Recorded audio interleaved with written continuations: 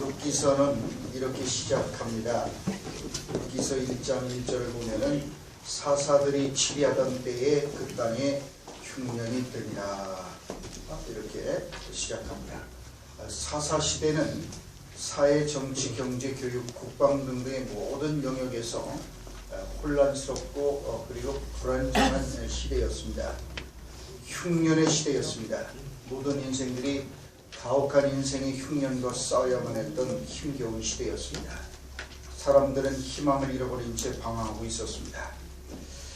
우리들이 인생이기 때문에 피할 수 없이 겪어야만 되는 아픔과 슬픔이 있습니다. 그것은 바로 상실의 아픔입니다. 우리는 모두 세월이 흘러가면 갈수록 훈장처럼 상실의 흔적을 지니며 살아가게 됩니다. 세월과 함께 많은 것들이 우리 손에서 하나둘 빠져나가고 떨어져 나가게 됩니다. 빈손으로 온 인생이기에 겪을 수밖에 없는 필연적인 현실입니다. 그렇기 때문에 우리는 더더욱 우리가 소중하고 가치 있다고 믿는 것들을 지키기 위하여 온갖 노력을 하지만은 그럼에도 불구하고 인생의 세월이 흘러가면 갈수록 하나둘 우리는 잃어버리게 됩니다. 그래서 우리 모두에게는 빛바랜 흔적이든 방금 지나간 흔적이든지 간에 상실이 깊숙이 새겨놓고 지나간 흔적과 상처를 가지고 있습니다. 그리고 무엇보다도 우리들을 가장 아프게 하는 것은 사랑하는 이들, 소중한 사람들을 잃어버리는 아픔입니다. 한때 우리와 함께 더불어 사랑하며 살며 배우고 함께 동고동락했던 그런 사람을 떠나보내는 것은 단지 한 사람의 존재만을 잃어버리는 것에 그치지 않습니다. 그와 함께했던 그 오랜 세월의 추억과 시간과 공간을 잃어버리는 것을 의미합니다. 그런 까닭에 사랑하는 사람들을 먼저 떠나보내는 것만큼 가슴 아픈 일은 없습니다. 게다가 죽음만큼 우리들을 서로가 서로에 대해서 철저하게 갈라놓는 것도 없습니다. 미움의 감정도 사안에 따라서는 얼마든지 화해가 되고 용서가 될 수 있습니다. 심지어 증오의 감정조차도 서로 한 계단씩만 낮아지면은 풀어낼 수가 있습니다. 적어도 살아있는 한 용서하고 화해할 수 있는 가능성이 아직 남아있습니다. 증오를 거둘 수 있는 기회가 남아있습니다. 하지만 죽음이 갈라놓은 것은 어떻게 해볼 도리가 없습니다. 용서한다고 해서 다시 만나게 되는 것이 아닙니다. 아니, 용서하고 싶어도 용서할 수가 없습니다. 보고 싶어도 더 이상 볼 수가 없습니다. 미안해도 더 이상 미안하다는 말조차 할 수가 없습니다. 손을 내밀어 잡고 싶어도 잡을 수가 없습니다. 그래요. 그래서 많은 사람들이 사랑하는 이들을 잃어버리고 난 뒤에 그때 왜 내가 사랑한다는 말을 한 번이라도 해줬을 걸, 해주지 못하는 것 때문에 가슴 아파하고 그때 좀 미안하다, 고맙다는 말을 왜 못했을까. 그러나 이제는 다시는 하고 싶어도 할 수 없게 된 그 현실 앞에서 정말 그렇게 가슴 아파하는 것을 우리가 종종 보지 않습니까? 그래서 그렇게 아프고 슬픈 것이요. 이것이 오늘 본문에 나오는 룻과 나오미가 맞이했던 인생의 최악의 흉년이었습니다. 룻기의 이야기는 바로 이 지점에서부터 시작됩니다. 나오미의 남편 엘리멜렉도 죽고 그리고 그 두 아들, 즉 말하자면 룻의 남편도 죽고 오르바의 남편도 죽습니다. 가장 소중한 이들을 그들은 모압 땅에서 죽습니다. 자, 그래서 주님은 룻기서를 통해서 우리들의 인생의 아픔과 상처와 흉년의 문제를 그대로 드러내십니다. 우리가 얼마나 쉽게 깨어지고 상처를 입기 쉬운 존재인지를 보여줍니다. 동시에 하나님은 그 폐허와 잿더미가 되어버린 나오미와 룻의 인생 역시 얼마든지 다시 시작할 수 있다라고 말씀하십니다. 그런 까닭에 룻기서는 한편으로는 우리 슬픔과 그리고 아주 비탄의 그런 이야기이기도 하지만은 다른 한편으로는 치유와 회복과 소망을 노래하는 그런 은혜의 말씀입니다. 수많은 상실의 아픔 속에서도 다시 일어날 수 있고 다시 만날 수 있고 다시 시작할 수 있다는 기쁜 소식을 룻기는 우리에게 말씀합니다. 가장 소중한 것들을 잃어버렸고 빼앗긴 인생일지라도 얼마든지 다시 출발할 수 있다는 그 소망의 메시지를 룻기는 우리에게 들려줍니다. 나오미와 룻의 이야기는 모든 것이 끝난 것처럼 보이는 절망적인 현실일지라도 하나님께서 끝났다고 말씀하기 전에는 아무것도 끝나지 않았다는 사실을 일깨워줍니다. 지금 당신은 어떤 인생의 흉년을 만났습니까? 이제는 모든 것이 너무 늦었다고 끝났다고 생각하고 계십니까? 더 이상 기대할 수 있는 것이 아무것도 없는 인생이 되었다고 생각하는 분이 혹 계십니까? 나오미와 룻의 인생이 그랬습니다. 우리들 역시 살아가면서 수많은 인생의 흉년들을 만나게 됩니다. 가정의 흉년이 찾아오기도 합니다. 자녀들에게 흉년이 오기도 합니다. 사업과 직장의 삶에 흉년이 오기도 합니다. 하는 일이 하는 일마다 되지 않습니다. 결혼 생활에서 어떤 사람들은 흉년을 경험하기도 하고 어떤 사람은 경제적인 영역에서 흉년을 만나기도 합니다. 노력을 안 하는 게 아닙니다. 노력을 합니다. 수고를 합니다. 그럼에도 불구하고 인생의 흉년을 맞이해야 되는 그런 아픔이 있습니다. 질병이라는 육체의 흉년을 만나서 오랫동안 고생하기도 합니다. 그리고 흉년은 우리들에게서 많은 것들을 빼앗아 가버립니다. 사랑하는 남편을 빼앗아 가기도 하고 사랑하는 아버지를 빼앗아 가기도 하고 아내를 빼앗아 가기도 합니다. 직장을 잃어버리기도 하고 소중한 사람들과의 인간관계가 파괴되기도 합니다. 자녀 농사에 있어서 흉년을 만나기도 합니다. 또한 영적인 흉년을 맞이해서 메마름과 건조함 속에서 방황하기도 하고 슬럼프에 빠져서 헤매기도 합니다. 이것이 우리들의 인생사에서 경험하게 되는 흉년들입니다. 그런데 우리들의 인생에는 흉년보다 더 중요한 문제가 있습니다. 그것은 우리들의 인생사에서 겪게 되는 흉년에 대한 우리 자신들의 반응과 태도입니다. 항상 우리에게 일어난 사건보다 더 중요한 것은 그러한 사건과 문제를 대하는 우리 자신의 태도와 자세와 반응입니다. 늘 말씀드리듯이 목마른 두 사람이 물이 반쯤 담겨있는 유리잔을 보았습니다. 한 사람은 물이 반이나 남아있네라고 환호성을 지릅니다. 다른 한 사람은 물이 반밖에 없네라고 말합니다. 똑같이 유리컵에 물이 반이 들어있는 걸 보고 어떤 사람은 물이 반이나 남아있네라고 환호성을 지르지만 다른 한 사람은 그 물에 물이 반밖에 없네라고 그렇게 반응합니다. 보는 관점에 따라 반응하는 마음가짐에 따라서 이렇게 달라지는 겁니다. 똑같은 오병이어일지라도 어떤 사람은 그 오병이어를 보면서 이까지 것까지 무슨 도움이 되겠느냐고 오히려 그것을 갖다가 이 광야에서 5,000명이 넘는 사람들이 있는 앞에서 이 한 어린아이의 도시락인 오병이어는 가장 확실한 절망의 증거를 제시하는 사람들이 있어요. 봐라, 우리가 가진 게 오병이어밖에 없으니까 이게 무슨 소용이 있겠냐. 반면에 그 오병이어를 보시고 예수님께서는 사람들을 50씩 100씩 앉게 하라. 여러분 그렇습니다. 그러니까 똑같은 오병이어를 보면서 어떤 이는 확실한 소망의 증거로 보고 어떤 이는 절망의 확실한 증거로 보고 반응을 합니다. 따라서 그 반응에 따라서 삶을 풀어가는 수준과 차원이 달라지는 것입니다.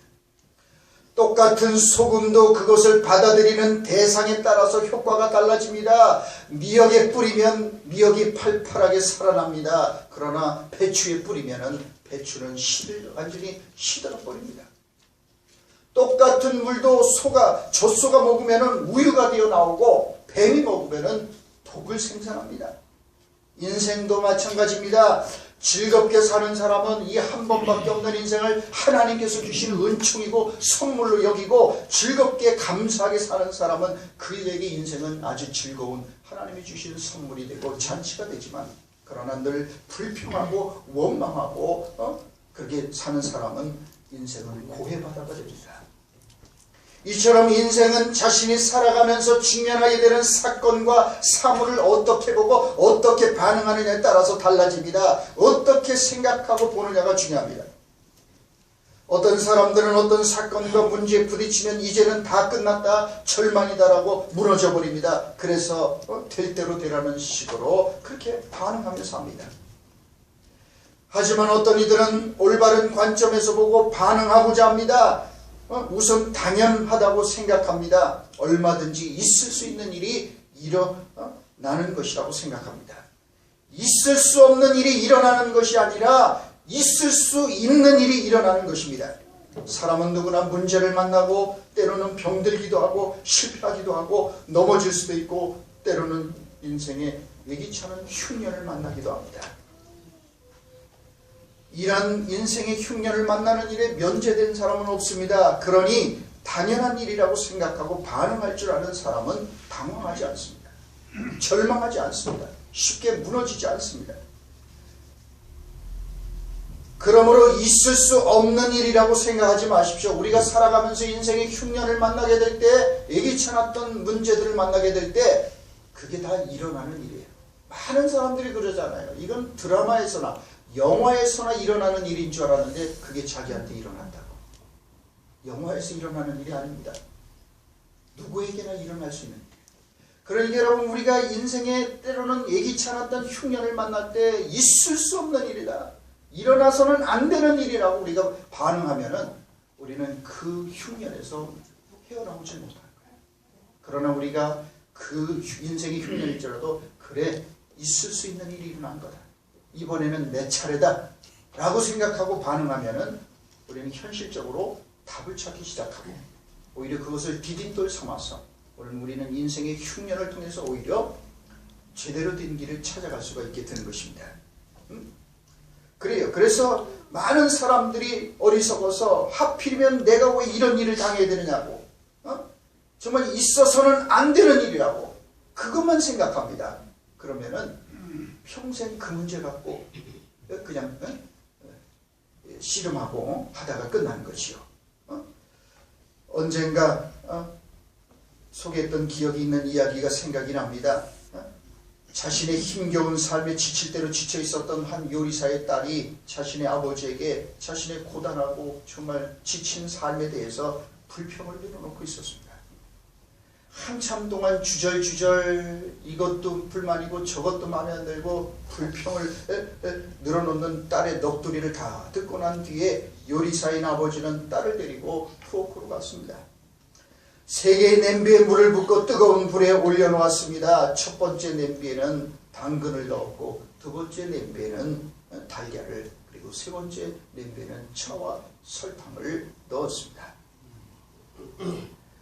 20분 뒤에 불을 끈 아버지는 딸에게 물었습니다. 딸아, 너희 눈에는 무엇이 보이니? 예, 당근과 계란과 그리고 차가 보입니다. 그는 딸에게 더 가까이 오게 하고 다시 물었습니다. 당근과 계란과 그리고 차가 어떻게 되었니? 그랬더니 이 딸이 대답하기를, 네, 당근은 물렁물렁해졌고 계란은 오히려 더 단단해졌고 그리고 차와 설탕은 달콤하며 향긋한 차의 향기가 납니다. 그렇게 대답했습니다. 요리사인 아버지는 그의 딸에게 말했습니다. 당근, 계란, 이 차가 똑같이 뜨거운 물이라는 역경을 맞이했지만 그 뜨거운 펄펄 끓는 물 속에 들어갔지만은 반응은 다 다르답니다. 당근은 오히려 물렁물렁해졌지만은, 단단했지만은 뜨거운 물에 들어가서 물렁물렁해져서 그렇게 됐고, 달걀은 약했지만은 오히려 뜨거운 물 속에서 단단해졌고, 더욱 독특한 것은 차와 설탕인데 이들은 물 자체의 맛을 아예 변화시켰단다. 딸아, 너의 어려움에 대한 너의 반응은 어떤 거냐? 설탕과 차처럼 역경 자체를 극복하고 이겨내서 너만의 인생의 향기를 지닌 행복으로 변화시켜야 되지 않겠니? 라고 그의 아버지가 그의 딸에게 말했습니다. 이처럼 인간의 수많은 불행은 자신의 환경과 형편과 처지와 조건에 대하여 반응하는 그런 그릇된 생각에서 비롯될 수 있습니다. 인생은 어차피 문제투성입니다. 힘들고 고달픈 겁니다. 애당초 쉬운 것이 아닙니다. 문제없는 인생은 없습니다. 문제없는 가정도 없습니다. 쉬운 인생은 없습니다. 쉬운 신앙생활도 없습니다. 이 세상 그 어디에도 완벽한 것은 없습니다. 먹고 사는 것이 마음대로 되지 않습니다. 타락 이후에 인간과 세상의 현실은 그야말로 가시덤불과 엉겅퀴를 내는 쓰디쓴 땅에서 살아가는 것이 되었습니다. 이런 현실을 나 자신이 근본적으로 바꿔놓을 수는 없습니다. 그러나 우리는 그런 형편과 상황에 짓눌려 살아가는 게 아니라 그런 상황을 극복하며 우리가 살아갈 수 있습니다. 우리는 우리 자신이 처해 있는 주변의 환경이나 사회를 하루아침에 재구성할 수 없습니다. 하다못해 우리 배로 난 자녀들까지도 우리 마음대로 할 수 없는 게 우리 엄연한 현실입니다. 하지만 우리가 마음대로 바꿀 수 있고 디자인할 수 있는 게 있습니다. 그것은 바로 우리 자신의 생각과 태도와 반응입니다. 우리는 우리 자신 바깥에 있는 상황과 조건과 환경과 처지를 내 입맛대로 이리저리 바꿀 수 없지만은 그런 것들에 반응하는 우리 자신의 마음가짐과 태도는 얼마든지 우리가 바꿀 수 있다는 사실을 우리가 잊지 말아야 합니다. 그래서 나를 둘러싸고 있는 형편과 상황보다 더 중요한 문제는 그거에 대한 우리들의 반응입니다. 우리들의 자세입니다. 그래서 아무리 강조해도 지나침이 없는 것은 우리에게 일어난 사건보다도 그것에 대해서 우리가 어떻게 반응하느냐는 겁니다. 이것이 오늘 우리가 본문 말씀을 통해서 배우게 되는 교훈입니다. 말씀드렸듯이 나오미와 룻은 그들의 인생에 있어서 최악의 흉년을 만났습니다. 새로운 것은 아무것도 일어날 수 없는 것처럼 보이는 막다른 골목에 들어서 있었습니다. 그런 그들의 인생의 최악의 상황을 바꿔놓는 사건이 어디에서부터 시작되었는지 아십니까? 자, 본문으로 돌아가서 6절 말씀을 보십시오. 그 여인이 모압 지방에서 여호와께서 자기 백성을 돌보시사 그들에게 양식을 주셨담을 듣고 이에 두 며느리와 함께 일어나 모압 지방에서 돌아오려 하여. 나오미와 룻은 하나님께서 자신들의 백성들을 돌보시다 양식을 주셨다는 기쁜 소식을 들었습니다. 우리들의 인생에 있어서 아무리 강조해도 지나침이 없는 것은 살았고 운동력이 있어서 우리의 심령과 혼과 골수 및 관절까지 쪼개는 하나님의 말씀에 바르게 응답하고 반응하는 것입니다. 그래서 주님은 요한복음 5장 24절로 25절에서 이렇게 말씀하십니다. 내가 진실로 진실로 너에게 이르노니 내 말을 듣고 또 나 보내신 이를 믿는 자는 영생을 얻었고 심판에 이르지 아니하나니 사망에서 생명으로 옮겼느니라. 듣는 자는 살아나리라. 듣고 믿는 자는 영생을 얻고 사망에서 생명으로 옮겨지는 복된 인생이 된다고 말씀합니다. 듣는 것에 사활이 달려있어요. 왜냐하면 하나님께서는 말씀으로 세상을 창조하셨기 때문에 그렇습니다. 그래서 우리가 그 하나님의 살았고 운동력 있는 말씀에 우리가 응답할 때 그 말씀이 우리들의 인생을 연주하기 시작하는 거예요. 여러분, 우리도 우리 자녀들을 공부하고 있는 아이한테도 뭡니까? 심부름을 급하게 시킬 일이 있어서 얘야 부르면은 어떻습니까? 애가 공부하다 말고 달려오잖아요. 말에는 힘이 있는 거예요. 말이 능력이. 그 아이를 움직이잖아요. 가서 지금 급한데도 공부하는데 미안하지만은 이것 좀 빨리 급하니까 이것 좀 심부름 좀 해다오. 그러면 그 아이는 달려가서 사온단 말이에요. 여러분, 그렇습니다. 우리가 하나님의 말씀에 우리가 응답할 때 그 말씀이 우리를 움직이는 거예요. 그렇기 때문에 우리 인생에 있어서 정말 중요한 게 뭐냐면 하나님의 말씀에 대한 반응입니다. 그래서 주님은 말씀합니다. 내가 진실로 진실로 너에게는 내 말을 듣고 나 보내시는 믿는 자는 영생을 얻었고 여러분 사망에서 생명으로 옮겨집니다.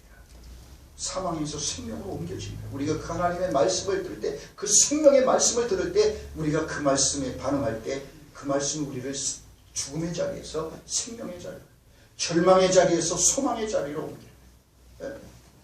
죽음의 자리에서 말이죠. 생명의 자리로 옮겨지는 역사가 일어나게 되는 것입니다. 듣는 것에서부터 새로운 삶이 시작되는 거예요.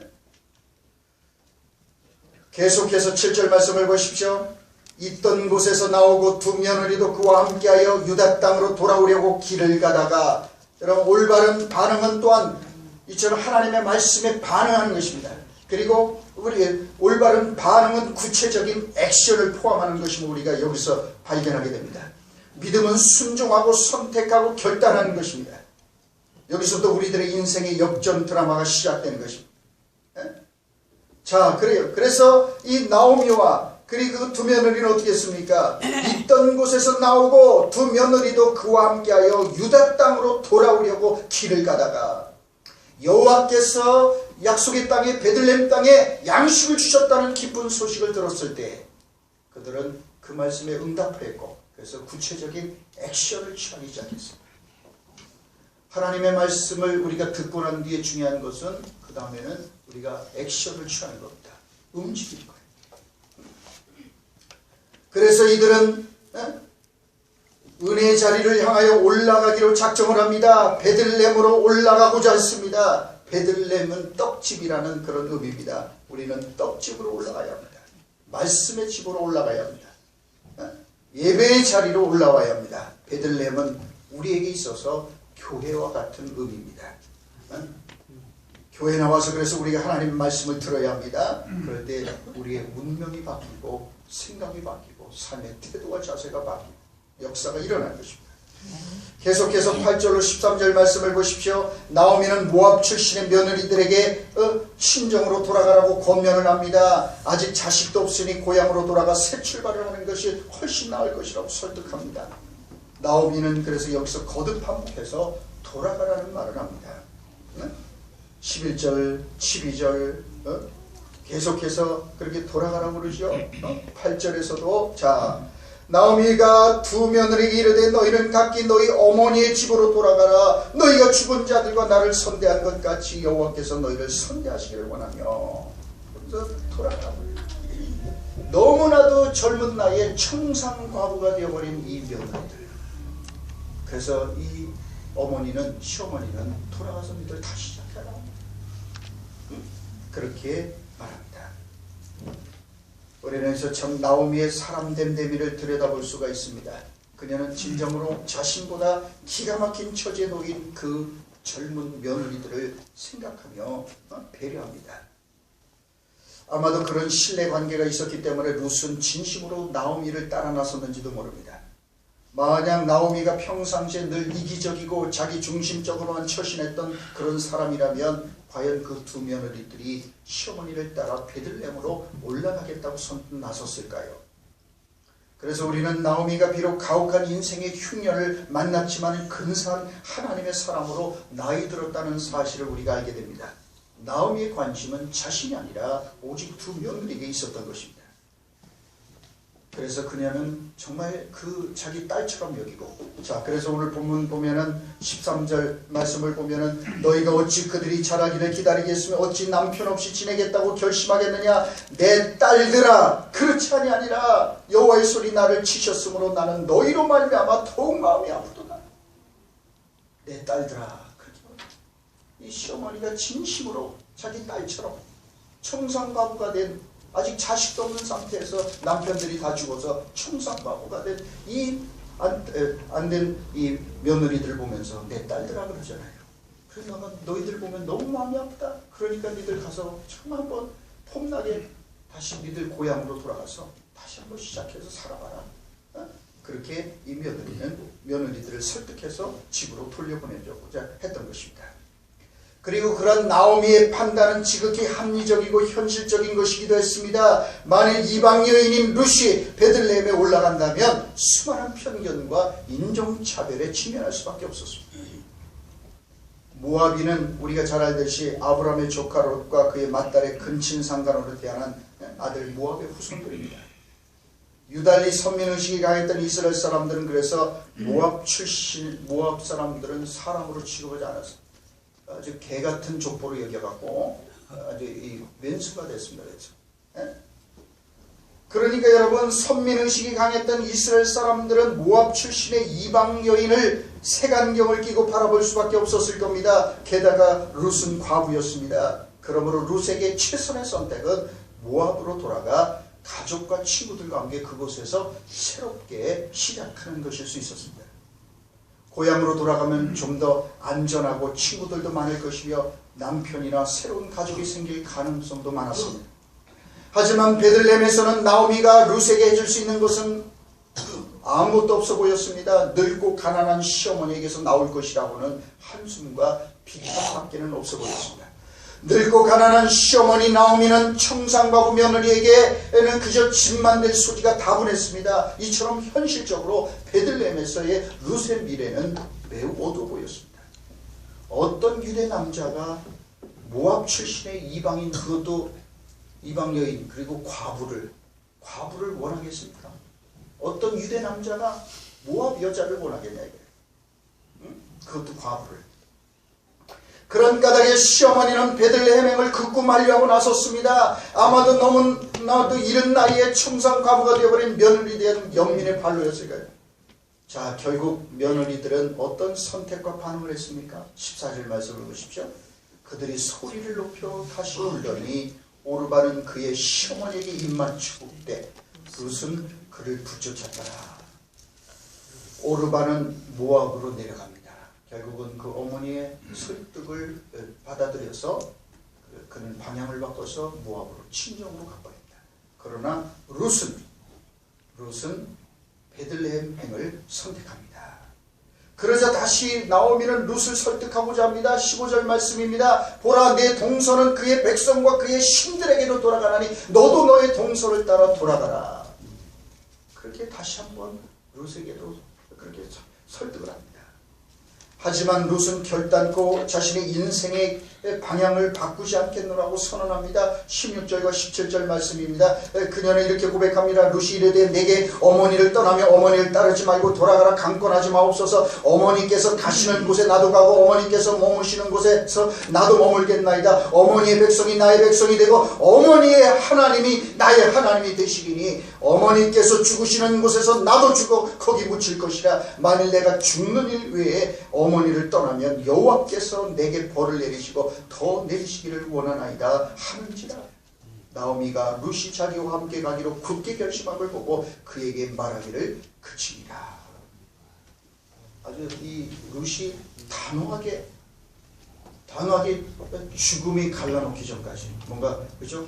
결혼식 서약에서 나오는 것처럼 말이죠. 그렇게 아주 신중하게 그렇게 얘기를 하지요. 그러니까 더 이상 이제 나오미는 말릴 생각을 안 하고 같이 이제 올라가게 됩니다. 그리고 그 뒤에 베들레헴에서 어떤 일이 일어났는지를 우리는 잘 알고 있습니다. 여러분, 그래요.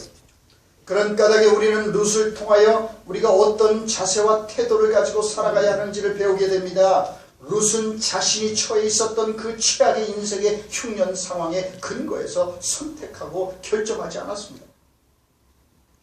그녀는 지금 자신이 처해 있는 그런 이 상황과 형편보다는 저 앞에 있는 놀라운 가능성에 근거하여 선택했습니다. 당장 쉽고 편한 반응과 선택은 모압의 친정으로 돌아가는 것이었습니다.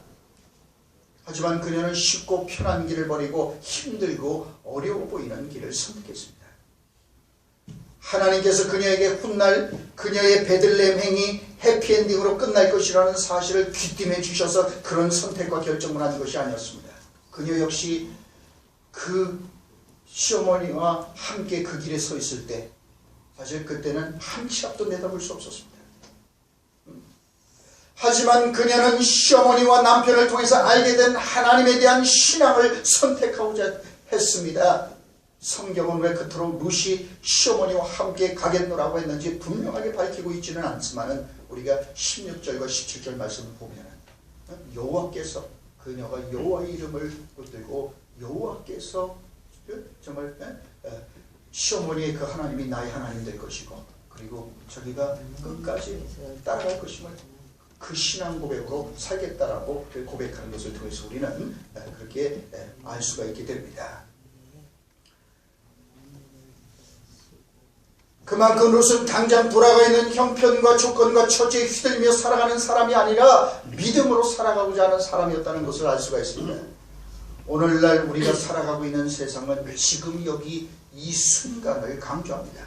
그래서 현대인들은 즉각적인 약효와 늘 지름길로 가기를 원합니다. 쉽고 편한 것을 추구합니다. 하지만 룻은 인내와 짝을 맺은 경건한 지혜로 살아가는 삶의 모습을 보여줍니다. 그리고 그러한 삶은 우리가 결코 상상할 수 없었던 놀라운 세계로 들어가게 하는 것임을 보여줍니다. 룻이 그런 자신의 열악한 상황과 흉년 속에서 하나님께 모든 것을 맡기고 올바르게 행동할 때 그녀 앞에 놀라운 일들이 일어났습니다. 하나님의 더 큰 그림을, 그녀의 인생과 미래를 향한 하나님의 더 큰 그림을 볼 수 있게 되었습니다. 하나님께서 그녀의 삶을 위하여 예정하신 것들을 보는 눈이 열리게 되는 것입니다. 그녀가 직면했던 문제들보다 하나님이 훨씬 더 크신 분임을 그녀는 알게 된 것이요. 그래 마침내 룻은 아주 근사한 사람 보아스를 만나지 않습니까? 보아스를 만나서 가정을 이룹니다. 그리고 보아스와 사이에서 오벳이라는 아들을 낳습니다. 나중에 오벳은 이새를 낳고, 이새는 그 유명한 누굴 낳습니까? 다윗을 낳습니다. 여러분, 일어날 수 없을 것처럼 보이는 일들이 일어났습니다.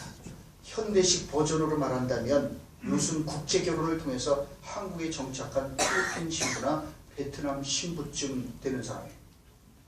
왜냐하면 그 이방 출신이니까. 유대인들이 아주 혐오하는